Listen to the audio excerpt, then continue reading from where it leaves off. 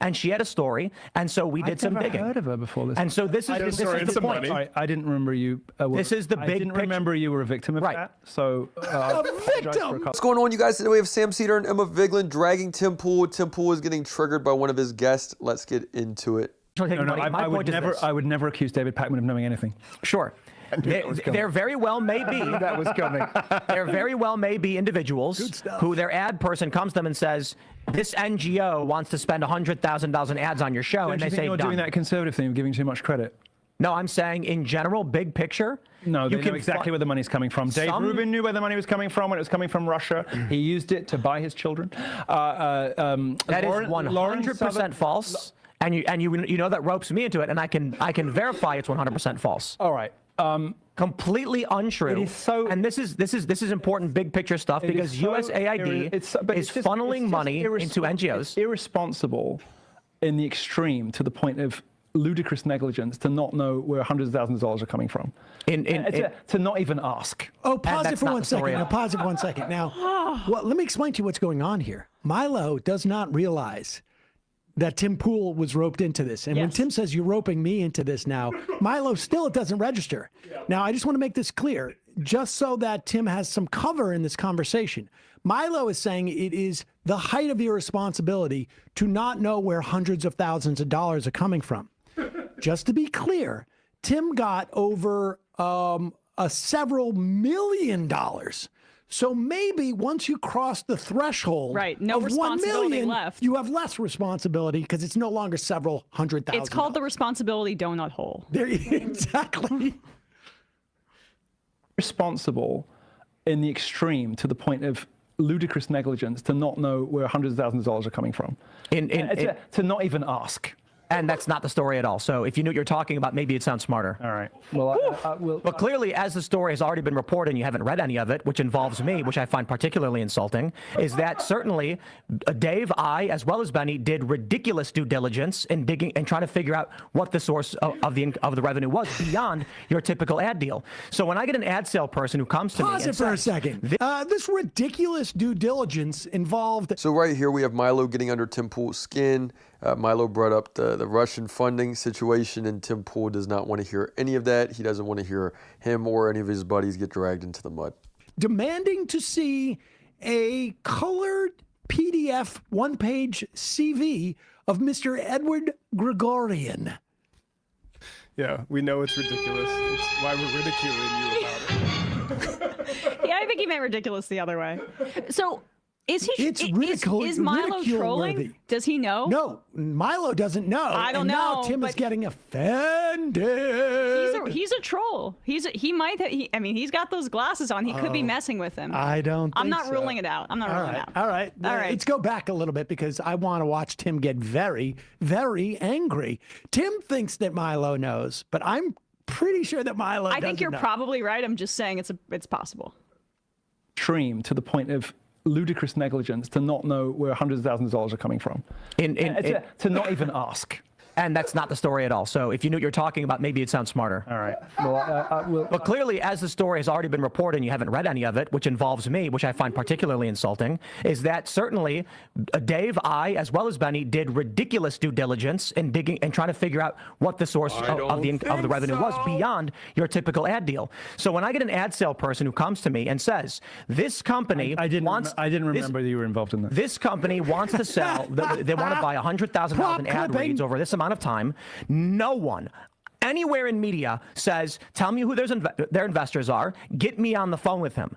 And when this stuff went down, Dave, Benny, I, and many others said, we want to know what this is all about. Who is this involved with? And when you get a prominent conservative personality, I just want to say, we've actually had sponsors who we found out that they had production facilities in the West Bank and cut them off.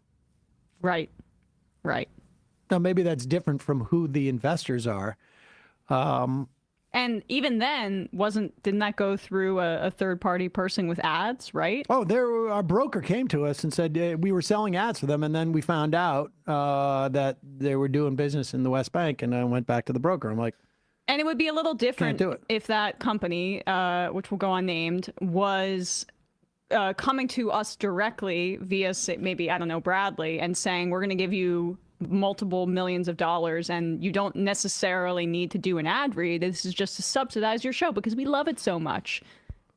Oh, I wouldn't be suspicious of that at all. People do that every day. Yeah, it's just a normal thing. It's a total normal thing. A couple $1 million and, oh, you're just going to... Right, so here we have Emma Vigeland and Sam Seder saying, you know, it's like they wouldn't take money from a shady business character just off of the principle, off of the fact that it's just not ethical to do.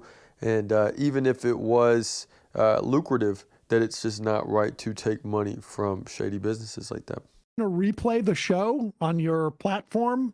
Oh, okay. And when this stuff went down, Dave, Benny, I, and many others said, we want to know what this is all about. Who is this involved with? And when you get a prominent conservative personality based out of Nashville with an American company and says, here's the investors, they're going to talk to you, explain it, here's the proof, we go, okay, well, like a prominent conservative personality is running a company out of Nashville. About Lauren Chen? Lauren Chen.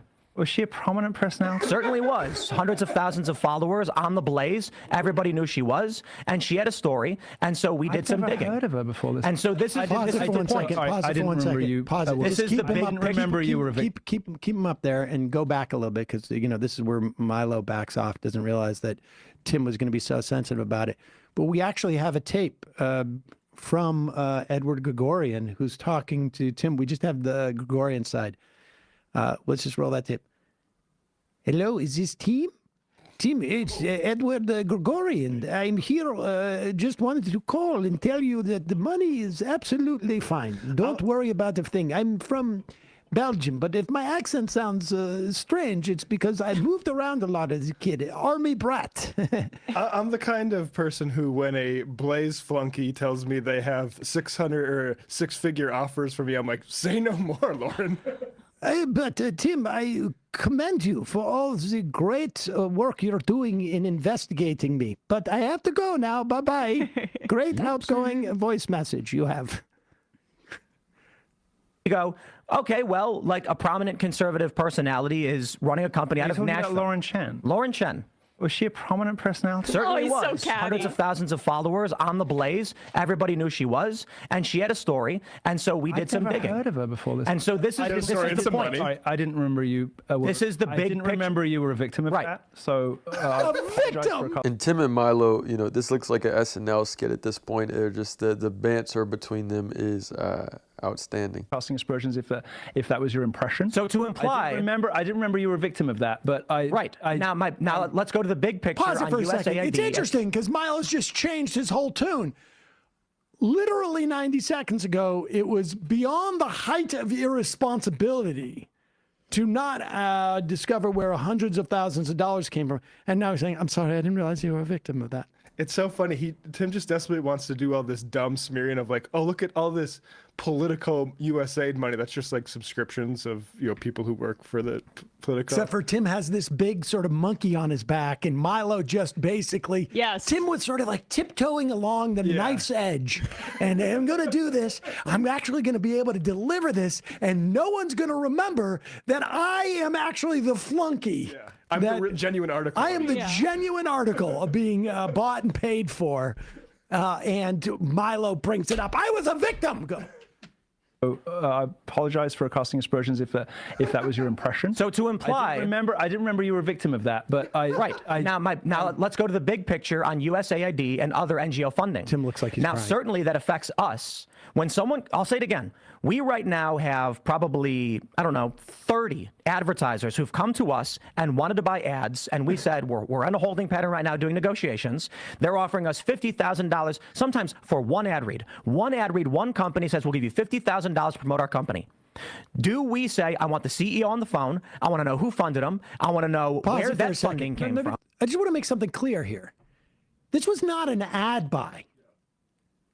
When we do an ad, it's quite clear who's paying for it. Now, if, for whatever reason, Hello Tushy has a secret agenda of selling a different bidet product from their rival, but they promote their own, but they have a secret, or maybe Hello Tushy buys an ad from us and they promote the bidet. But the reason why they're doing it is because they have a specific resentment against the toilet paper company and they don't want people to use toilet paper or whatever hidden agenda is. That it's If you guys like content like this, subscribe for more. silly because it's laid out there. The problem with what Tim is talking about, he's comparing apples and oranges. It's one thing to have a sponsor that you think is problematic and decide we don't want it. Different, people have different sort of like thresholds in which they, we may not do any type of finance advertising. We may not do, but we'll do Seba-Day advertising. Okay, different people can. This is funding that was completely hidden from the listeners and viewers of his program. Yep. To the tune of millions upon millions of dollars. And you never, you never reveal, we're getting this show is subsidized by blankety blank blank blank. It was completely unclear. Now, Milo seems to think it is completely irresponsible. So there we have it, you guys. We have Sam Cedar and Emma Vigeland dragging Tim Pool. Tim Pool got called out by Milo, and Sam Cedar and Emma Vigeland are loving it. Let me know what you guys think in the comments. It's another day in the progressive way.